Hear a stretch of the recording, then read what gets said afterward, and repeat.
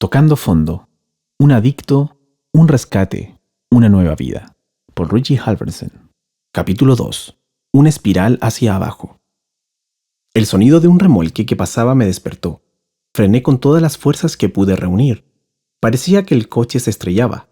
El volante no funcionaba. ¿Por qué no giraba el vehículo?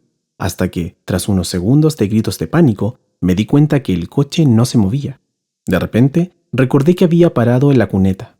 Exhausto, me había quedado dormido. Me pareció una eternidad, pero solo habían pasado unos minutos.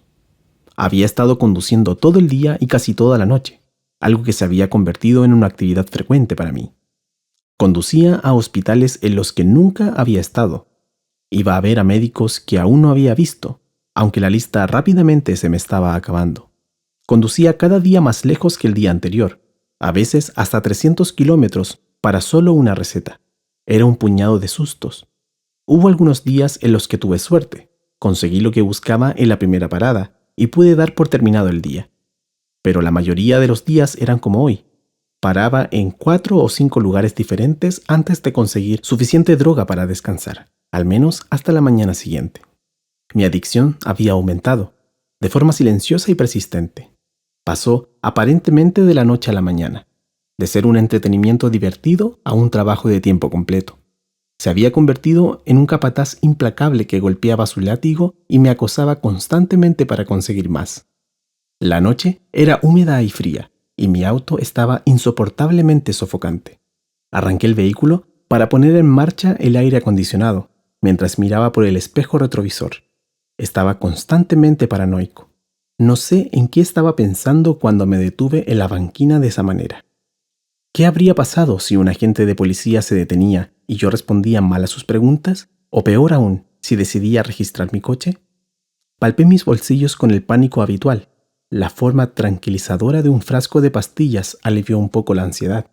Darvocet. ¿Cómo odiaba el Darvocet? Era mejor que nada, pero no mucho. No podía pedir la droga que quería. Si lo hacía, aparecía un cartel de neón intermitente sobre mi cabeza. Drogadicto, adicto, buscador de drogas. No, tenía que fingir que no conocía la diferencia entre la hidrocodona y la aspirina, aunque los adictos probablemente saben tanto o más que el farmacéutico local. A veces la desesperación era tal que bajaban la guardia y te despachaban con una receta de tramadol o Darvocet, el tipo de analgésico que te dan cuando quieren deshacerse de ti, cuando sospechan del consumo de drogas, pero no están tan seguros como para no darte nada. Creo que hubo momentos en que los médicos se apiadaron de mí. Se daban cuenta de la farsa desde el principio. Solo querían deshacerse de mí. O tal vez ellos mismos eran adictos y veían la desesperación en mis ojos y se sentían identificados, por lo que me ayudaban un poco. Eso era poco frecuente. Estaban demasiado ocupados buscando formas y medios para conseguir su propia droga. Puse el auto en marcha y me dirigí a casa. Faltaban pocas horas para el amanecer. Esperaba poder llegar a casa antes de que mi esposa se despertara, antes de que se diera cuenta de que había estado afuera toda la noche. Eso no sería bueno. Nuestra relación ya tenía problemas. Las discusiones aumentaban cada día. La confianza se estaba erosionando, como mi cordura. Con la esperanza de ganar algunos puntos, hacía poco había asistido a la iglesia con ella y los niños. No me molestaba tanto la iglesia. Nunca me había costado creer en la existencia de Dios, ni siquiera cuando mi vida estaba arruinada. De hecho, la adicción no había hecho más que confirmar mi convicción de que somos criaturas espirituales. Estamos hechos para adorar. Si no adoramos a Dios, adoraremos a otra cosa. Mi consumo se había convertido en mi adoración. Con cada estímulo, intentaba tomar un atajo hacia el cielo, esperando esos días sin dolor, inclinándome ante el altar de un pico de endorfinas, yendo de un estímulo a otro, intentando encapsular un sentimiento, una libertad, una paz y extendiéndolo hasta la eternidad. ¿Qué es eso sino adoración? Todo lo que hacemos parece tener esto de fondo. No importa lo que sea, la adicción a las drogas, el alcoholismo, la adicción al trabajo, el materialismo, tener el último auto, llegar al peso deseado, sentir un estímulo más. Todos intentos desesperados por aferrarse a algo que siempre está fuera del alcance. Una búsqueda de alguien o algo que puede hacer que el dolor desaparezca. El problema era que cuanto más alto empezaba a llegar, más estrepitosamente empezaba a caer. Cuanto más me acercaba al cielo, más se parecía mi vida al infierno. Cuanto más intentaba recomponer mis piezas, más roto estaba. Esa es la desventaja de ser adicto. Al final, siempre tienes que volver a caer. Lo mismo que usas para volver a estar completo es lo que está absorbiendo secretamente tu alma, llevándose otro pedazo de ti cada vez, hasta que no queda nada que llevarse. Me pasé la lengua por la cavidad vacía de la boca, donde antes había un diente. La cosa estaba llegando a tal extremo que estaba renunciando a mis dientes. Unos días antes me habían extraído uno a cambio de unas pastillas. Había ido a un dentista de Kentucky y le había contado la historia habitual del dolor de muelas. Me había convertido en un experto en exhibir todos los síntomas clásicos de una muela con absceso y mejoraba cada vez más lo que debía y no debía decir. Pero este hombre se dio cuenta desde el principio. Nada de aquí tienes un antibiótico y un analgésico, vuelve en unos días. Por supuesto, nunca volvería. Lo único que hacía era insistir en la extracción de la muela. Si duele, podemos sacarla, dijo claramente. ¿Con qué clase de dentista de pueblo me había topado? ¿No hay otra cosa que podamos hacer? Prefiero no hacerlo. No, me interrumpió cortante. Esta es tu única opción. ¿Y un tratamiento de conducto? Pregunté, dándome cuenta por un segundo de lo ridículo que estaba haciendo. Sabes que estás mal cuando pides un tratamiento de conducto. No hago tratamientos de conducto, dijo. A veces uno obtiene una victoria y a veces fracasa. Tenía la sensación de que esto era un fracaso. Sacaré la muela, te daré algunos analgésicos y estarás bien. Eso es todo lo que tuvo que decir para que me despidiera de mi diente. Este dentista había hecho un espacio en el horario al final de su jornada para atenderme. Ya había ido a 2 médicos antes de él y no había conseguido nada. Mi puerta se cerraba rápidamente. Es solo una muela, pensé. Puedo conseguir un implante o un puente más adelante. Eso es lo que hace la adicción. Provoca lapsos temporales de falta de cordura. ¿Sacarme una muela por una docena de pastillas que me gastaría en unas horas?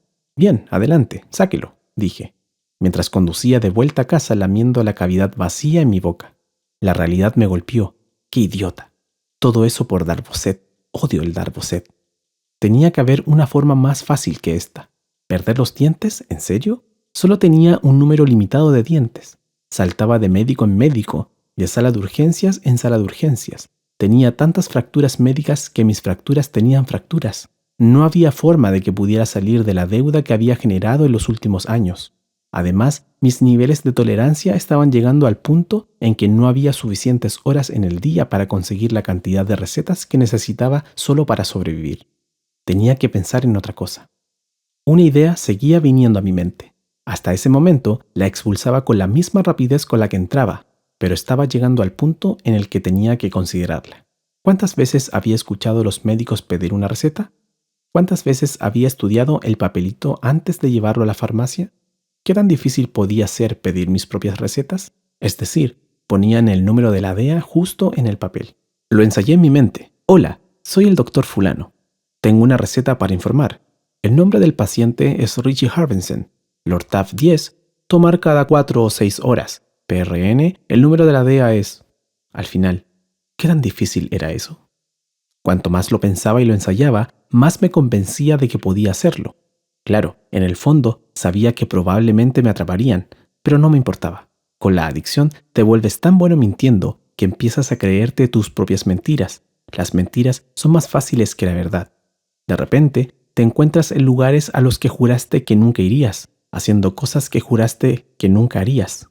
Es más fácil creer en una mentira que admitir la verdad. Recuerdo todas las promesas que hice mientras crecía. Nunca haré eso. Estaba rompiendo cada una de esas promesas. Justo uno de esos días rompí una. Juré que nunca sería una de esas personas que piden dinero. Al crecer en la ciudad turística de Nashville, estaba acostumbrado a que los mendigos se acercaran a pedirme dinero. Había oído todas las historias y variaciones que había. Había prometido que nunca sería una de esas personas, pero me había quedado sin dinero. Y cuando hay droga de por medio, no hay nada que hacer. Mis 2 hijos estaban conmigo. Caleb tenía 4 años, Hailey 1. Esperaba que mis hijos validaran mi historia o al menos hicieran que alguien se compadeciera de mí. La adicción convierte a todos en un medio para drogarse. Nada es sagrado, excepto drogarse. Entré en un pequeño restaurante y conté una de las historias que juré que nunca contaría. Me he quedado sin gasolina. Necesito llevar a mis hijos a casa. Me encontré con la sospecha inmediata. Supongo que no fui tan convincente como creía. El tipo me miró con una expresión triste y dijo: «Lo siento, señor, aquí no regalamos dinero. Esto es un restaurante. Si necesita algo de comida, podemos ayudarlo a usted y a sus hijos con eso. No necesitamos comida, solo algo de gasolina para llegar a casa. Por favor, solo unos pocos dólares», le rogué mientras señalaba a mis 2 hijos para tratar de doblegar la determinación de este hombre. «Lo siento, amigo», dijo. Salí del restaurante con una gran vergüenza y una adicción más grande aún. Estaba caminando hacia mi auto cuando escuché a alguien gritar detrás de mí. «Oye, amigo», dijo el hombre del restaurante, «te estoy dando esto por tus hijos. No sé si lo que dices es cierto o no. Espero que lo sea, pero si no lo es, depende de ti, no de mí». Me dio un billete de $20. «Si no estás diciendo la verdad, busca ayuda. No pongas a tus hijos en esta situación». «Le prometo que es verdad». «Mentira». «Muchas gracias. Realmente aprecio esto. Le prometo que se lo devolveré», le dije mientras seguía mirándome la cara de lástima. «Eso estaría bien», dijo. «Lo haré». «Buena suerte, amigo», dijo mientras se daba la vuelta. Había jurado que nunca pediría dinero por muy mal que se pusiera la cosa. Pero la mendicidad, la estafa y la manipulación solo empeorarían, haciéndose más comunes y más desesperadas. Una vez que se le dice sí a una mentira, resulta cada vez más fácil decir que sí a otras mentiras. Te vas hundiendo hasta llegar a un punto en el que nada queda fuera de los límites.